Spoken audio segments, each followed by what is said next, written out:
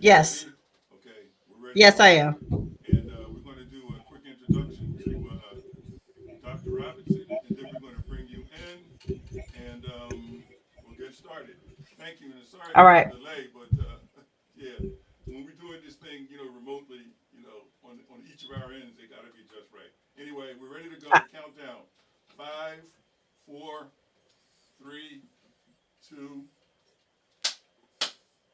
Welcome to the Insightful Journal, where we recognize that injustice in healthcare is the most egregious and, in fact, the most inhumane. I'm very excited today to have our guest, DeAndrea Bolden, the author of Black Health, considered from a holistic perspective. This is going to be a very interesting discussion that we're going to have today. And let me just find out some information, first of all. I always wonder uh, uh, what holistic health is. Can you tell me what this is, what holistic healthcare is? when I guess my working definition may be a little different than other people's, but when I say holistic health, it just means considering all the components and factors that can impact a person's overall total health.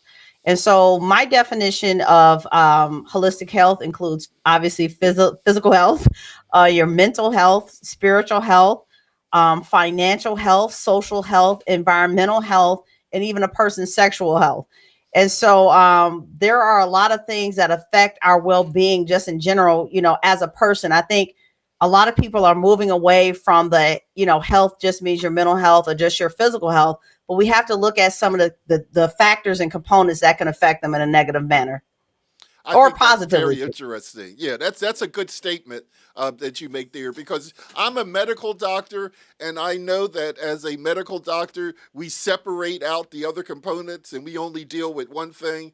And I always have said, as a medical doctor, how can you separate the body from the mind? They Yeah. go together. And the way I look at it is, it's both a physical, it's a mental, and it's a spiritual of aspect that Mhm. we have to deal with whenever we look at health. So I see we're really right on the right page in terms of this. I'm very Absolutely. excited about that. So you wrote a book about Black health. Can you tell me a little bit about your book and also give me a little bit about your background and why you decided to write this book? Okay, so a little bit about me. I hold a bachelor's in psychology with a minor in chemistry. I have a master's in counseling, and I have a master's in biomedical sciences. Um, I've worked in corporate as well. Sorry, as the nonprofit sector, and so for me, this book, which I'll show it. I think I got it on there. I'm so okay. I have to move it backwards. I'm confused with the camera, but the book came about because I was finishing up my second master's in biomedical sciences, and I started to notice some trends, and I started to notice things when you start seeing statistics like uh black people have a lower life expectancy. When you see things like certain health issues are more common in the amongst the demographics of black males and females. When you see that um, we're being bombarded with a lot of health issues, but no one seems to know why. And so for me, it put me on a journey to really research, to discover, and to try to get some understanding and clarity as to what is going on with the health of Black people, specifically Black people in America. That's very interesting because this is an issue that I have looked at from my perspective as a medical doctor. And one of the things that I found out, let's just take one example. Let's just take breast cancer as an example. Yeah. So when you look at breast cancer, what I found out was that black women get breast cancer at a lower rate than the standard population. But yet, when you look at outcomes, they're much Yeah. worse. The cancer Yeah. is diagnosed at a higher stage, and the Yeah. life expectancy once they get it is much lower. So there's Yep. certainly something that's going on here that's causing that difference because it's not the fact that we're getting diseases more, or that we're more susceptible to diseases. But it seems that when we do succumb to diseases, our outcomes are worse. Very, very, very true. That was one thing I did see as far as some of the cancer rates that were really kind of shocking to me when I started looking at some of the cancer statistics for Black Americans. And so that is definitely spot on. When we wonder, like, why do we get more aggressive forms?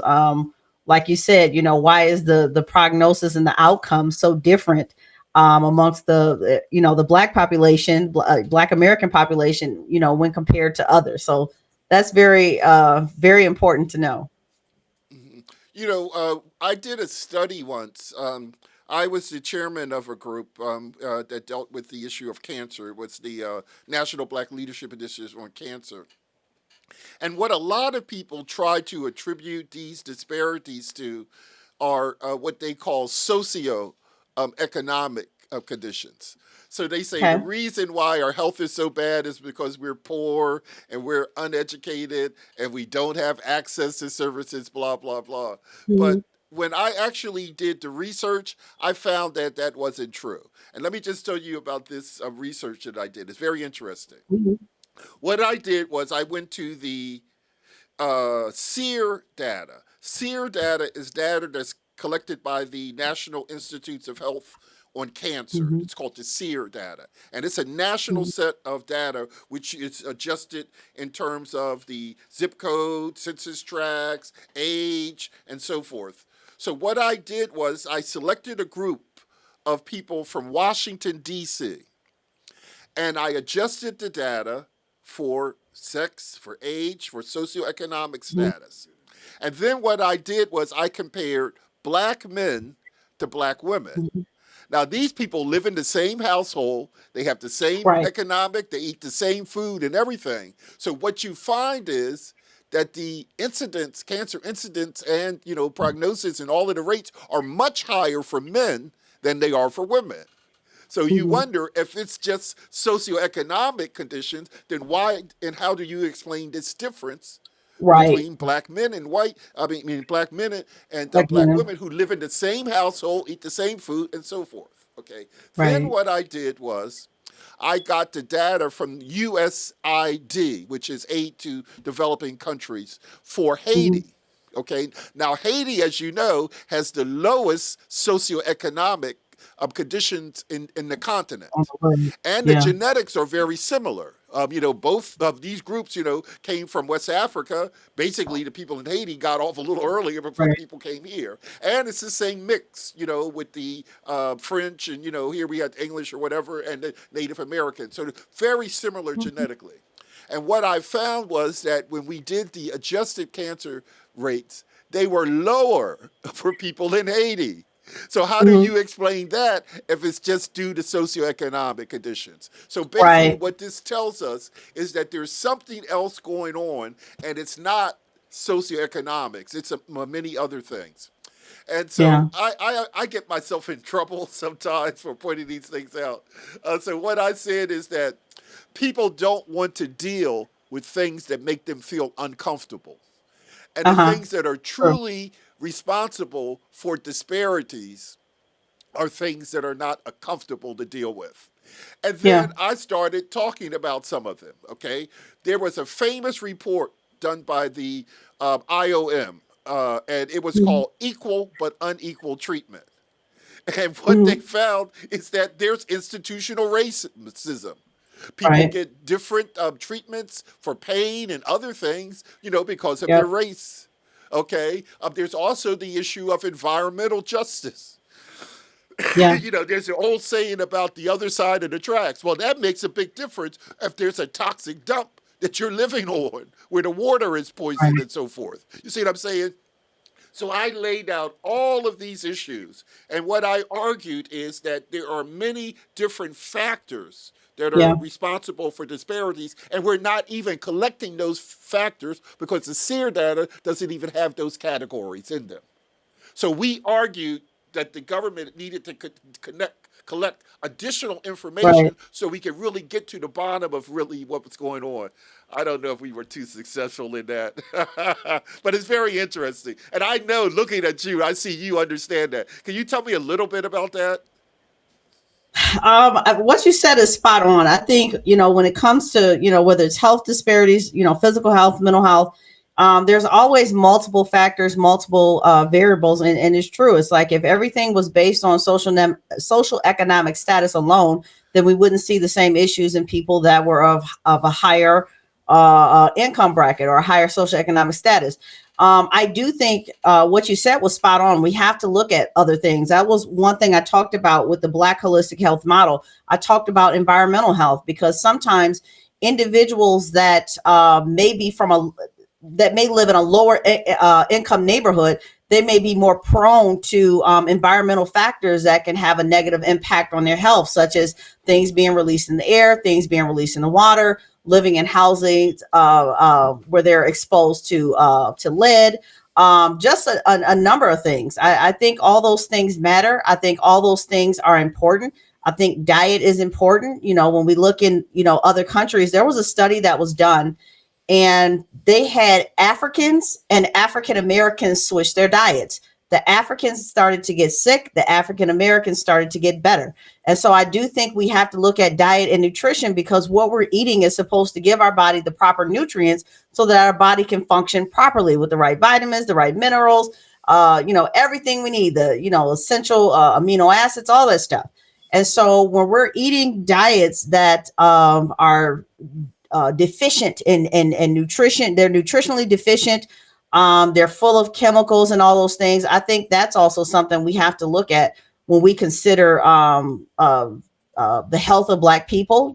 They may live in a food desert to where the only thing that's around is, Taco Bell, Little Caesars, Popeyes, and things that we know that traditionally are not going to be, very beneficial for your health. And so there definitely is a need to look at other things. One thing I did a lot of research and studying on and consider was stress. I wanted to look at the stress load and the stress that African Americans in general are under, whether it's because people are, still fighting their way out of poverty, corporate stress in corporate America, whatever. But I find it interesting, even when we look at the health of Black people and we start considering stress as a negative factor or a variable or something that can have a negative impact on our health. Most certainly, and I have a definition of stress, which is very interesting, and it's very simple. Stress is something which you don't have any control over, and when you don't have control over things, that gives you stress. And Yeah. certainly in the communities and where we live, we don't really control the foods that we eat. Mhm. I was saying that uh, the food deserts, and we know about the food deserts. We Yeah. had a program that was sponsored by the National Institutes of Health.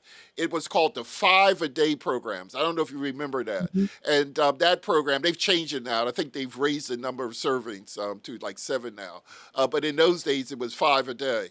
And what we said is that if people ate 5 servings of fresh fruits and vegetables a day, it would reduce their risk of getting cancer. And we actually Mhm. proved that that was true.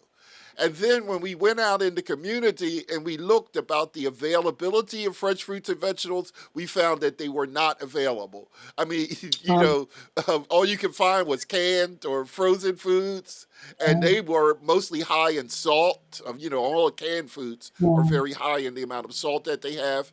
And a lot of the foods have been transported or refrigerated or been sitting on the shelf so that a lot of the nutritional value of the food has started to decay. Because the longer that you keep the foods away from their fresh source, the less, minerals and so Right. forth that you have in them. And in fact, some of those vegetables never even ripened. What they would do is they Yeah. would pick the vegetables before they were ripened, and then they put gas on them to turn them ripe. Yeah. So you can imagine that the fruit hasn't had time to ripen, then it Oh, hasn't had time to get the structure of the chemicals and yeah. minerals and things that it needs in it. It never had a chance to mature. So you're really Right. eating a deficient form. So what Yeah. we did was we got a grant, and we set up food co-ops in Philadelphia, where we are now, and we set them up all around the city. And we partnered with the Farmers Trust, the Pennsylvania Yeah. Agriculture. In fact, there's a big program now which is trying to reinvigorate that. So that people would have stands basically in their neighborhood where they could go and get fresh fruits and vegetables at very low cost. And also, we also combined a educational program with it. So there were cooking demonstrations and things like that because a lot of people don't really know what to do when they get a fresh That's fruit true. or vegetable, That's true. and they'll do things like boil it or something like that or fry it. And I said, oh, you're losing all of the good value when you boil it. I said, because all the minerals and vitamins and all that, they come out in the pot liquor. And you throw that away, and then when you eat, you're always missing the thing. So, we taught them Yeah. how to, like, say, maybe, like, just steam them lightly or to saute them. Fruits and vegetables are their best really in their natural state. And so I know exactly what you're talking about in terms of this. And it's very exciting to hear that you have a book out where you're talking about some of these issues because they certainly are particular to people in our communities. So tell me some more about these tips and things that you have in your health book. I do just kind of piggybacking off what you said. I do talk a little bit about, diet, nutrition. I even talk about things such as, getting enough rest. Um, I really, we live in a society where the mantra now is, get the bag. You got to lose sleep and grind to get the bag. And I said, what good is that if you lose your health in the process? Because health is something money can't buy. We've seen some of the wealthiest people leave this planet and their money could not save them when their health began to fail. And so I think it's important that we do things such as, trying to rest on a regular basis. I always admonish people that, if they're having sleep issues to go and talk to their doctor to see about potentially getting a sleep study. I know that some people have gone through sleep studies and found out that, they were waking up because they stopped breathing and all type of things are happening during their sleep. And so, resting is so important because that's when our body is able to, getting enough rest helps our body regulate our blood pressure, our blood sugar. It's almost like giving our body a chance to reset and kind of have a Selah moment before we get up for the next day. And so I talk about things like that in the book. I discuss things such as mental health. I know there's still a lot of stigmas in the Black community when it comes to mental health and going to get professional treatment. Um, I talk about things such as Black men and prostate cancer. I talk about Black women and hair loss. I think mental health in Black children, even talking about lead exposure. Like that's a really thing that was something I really, really did a lot of research on because it's like, man, unfortunately, a lot of the people that are most prone to being exposed to lead are people that look like me. And so just a lot of things, are discussed in there. Just wanted to make people aware of some of the things that could be affecting their health and getting us beyond realizing that it goes beyond your body, and then also recognizing that we have to do our part to make sure we're trying to take care of our health. I've told people, I said, listen, I'm not a dietitian, but no doctor is going to prescribe you to eat a candy bar every day, a big Snicker bar, and your blood sugar is high. And sometimes just using common sense. And I find that even amongst a lot of Black people I know that have had health issues, they disregard everything the doctor says. And I'm like, you can't get frustrated when your health continues to decline, when a lot of people have the mindset of when they get a diagnosis and they get medication, they believe the medication is going to do all the work.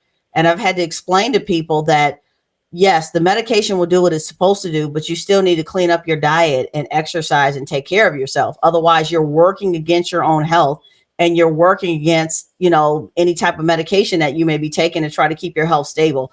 And so a lot of those things are covered in there. It's just, it's a lot. It's a lot, but It's it really definitely. wonderful. In fact, I'm so happy to hear that because that's one of the things that I always tell people about medicine is I think that everybody thinks that the doctor has in his armamentarium, he has the cure to all of his diseases. And one of the things that I actually have learned about medicine is, first of all, I'm a MD, and I'm called a allopath.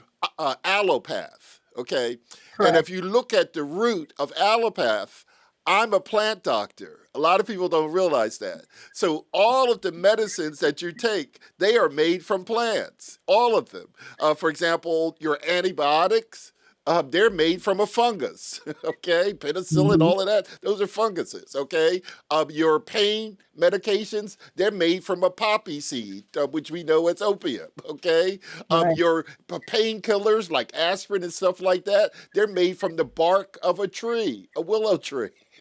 So, of course, we refine it and we have the dosage Right. Right. down and Right. so forth. But when you look at the real roots of all of our medicine, they come directly from plants, and many times by eating the right proper balance of fruits and things like that would have the same impact as if you were taking the medicines and probably have a lot less side effects associated with them as well. That's true. So I understand what you're saying. And then, when we look at the issue of, mental health, and I see it as the root cause to many problems that we have, particularly violence. It's one of the things that I've been looking at.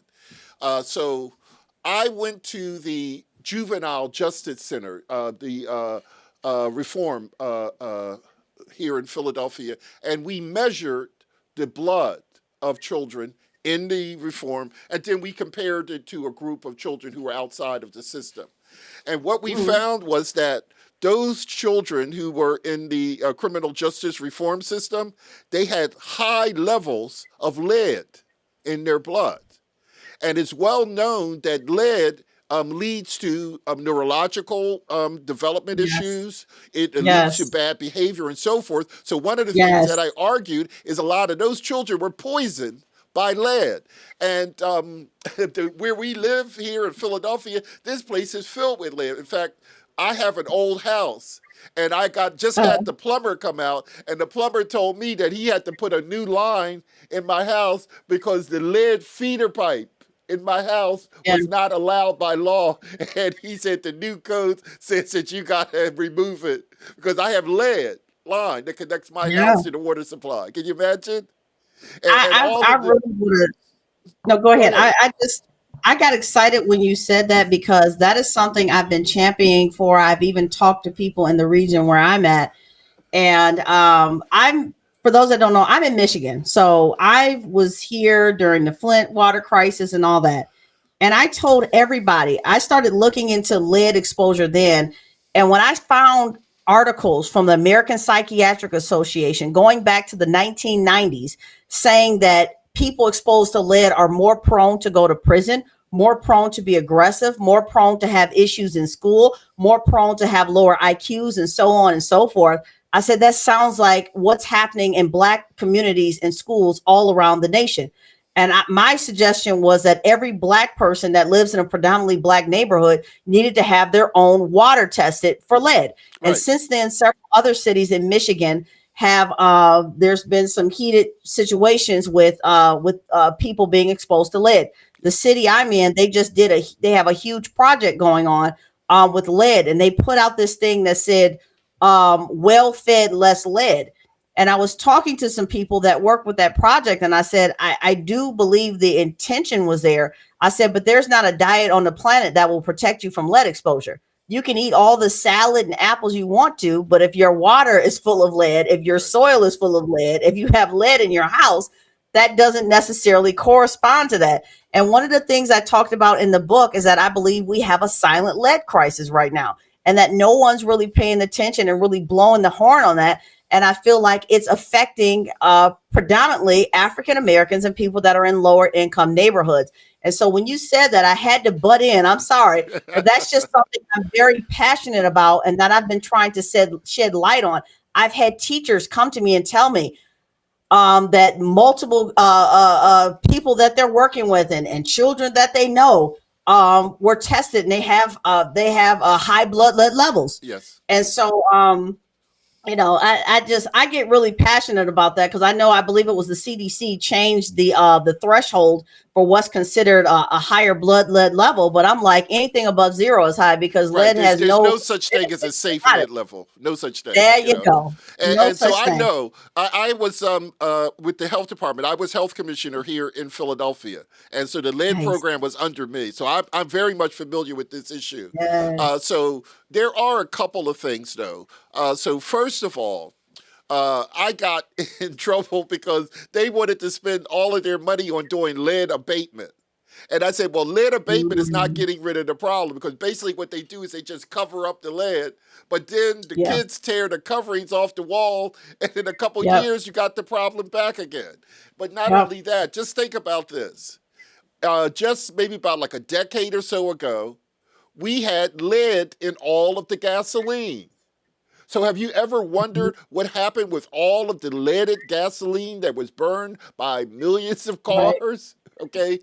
All of that lead has settled on the ground. So that lead is there. All these major areas, the ground is saturated with lead that came from burning fuel that was loaded with lead. So Wow. one of the things that I argued, we have projects here in Philadelphia. I said, why don't you plant some trees and scrubs around the projects so that the dust doesn't blow into the house? I said, why don't you teach people how to clean their house with phosphate detergents, which reduce the lead and dust? I Mhm. said, why don't you have daycare for the children so they're not left alone at home to play and eat the paint? Okay? Right. These are some common sense things that could be Yep. done. But no, they wanted to spend all of the money on lead abatement, which wasn't going to solve our problems. And I do Right. also understand the issue about diet. Because by feeding a certain pH level, it's actually what they call chelation. You can Mhm. reduce the absorption of the lead, but you're not going to eliminate it. Right. The main thing, of Right. course, is to eliminate the source. But when you That's have right. children who are already poisoned, you got to do whatever you can to get it out of them fast. So one of the things Yes. they do is they call it chelation therapy, and that's where you Mhm. bind the lead to another substance, Yes. and To then get you it can out. eliminate it. So that'll Yeah. lower the lead. It's not going to get rid of it. And the problem is Right. that after you get through a certain segment of development, it's very hard to right the disadvantages and the neurological damage that's already been done. Yeah. We can talk for hours on this, and I see the producer saying that we're going to getting out of time. I Okay. would like to maybe have you back on our show at another time where we can, further explore these topics in Yeah. Black health. So thank you so much for being on our show, the Insightful Journal. And remember that in healthcare, we have to fight injustice. So thank you so much for being our Thank guest. you. I look forward to Thank you for talking to having you me. again. Thank you. Absolutely. Thank you so much.